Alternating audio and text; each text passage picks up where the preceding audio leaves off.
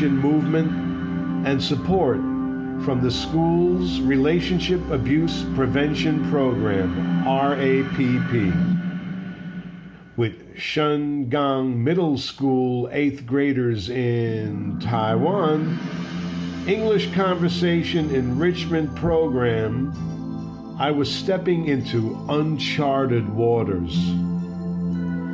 I had to remember the children were not just junior high school students, they were from Taiwan. In Taiwan, a male-dominated Confucian society, anchoring or holding back, if you will, a progressive society, some real-life topics are taboo. Older teenagers might get more out of these workshops with less nervous embarrassment, but the topics won't be much easier to approach.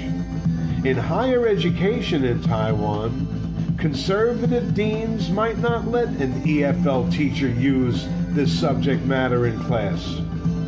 There would be more oversight, especially on the topic of women's issues.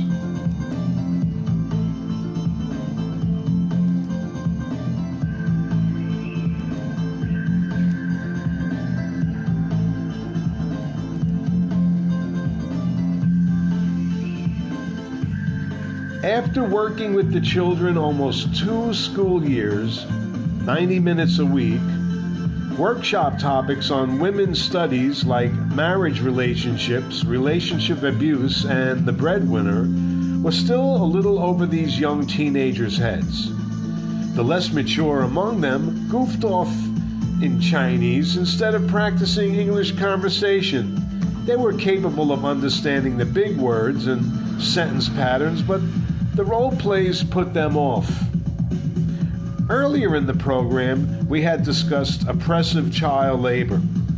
We did a cooperative learning workshop then, and the students understood the 5 types of abuse. Verbal abuse, examples including name-calling and put-downs. Emotional abuse, examples including mind games, humiliation, isolation. Physical abuse, examples including pushing, hitting, restraining, spitting. Sexual abuse, including pressure about sex, rape. And economic abuse, attempts to keep the partner financially dependent, forcing the partner to justify the need for money. In addition, there were workers suffering these abuses of overwork and underpay. And we did the Haitian Family Budget Workshop. The students could see how poor people must live. And with Living Wage Workshop, they went home to ask their parents how much they managed the family expenses by.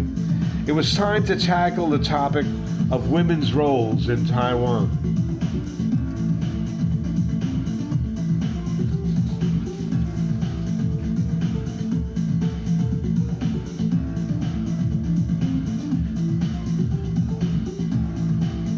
As the teacher, you hold this answer key yourself. Go over the questions with the children.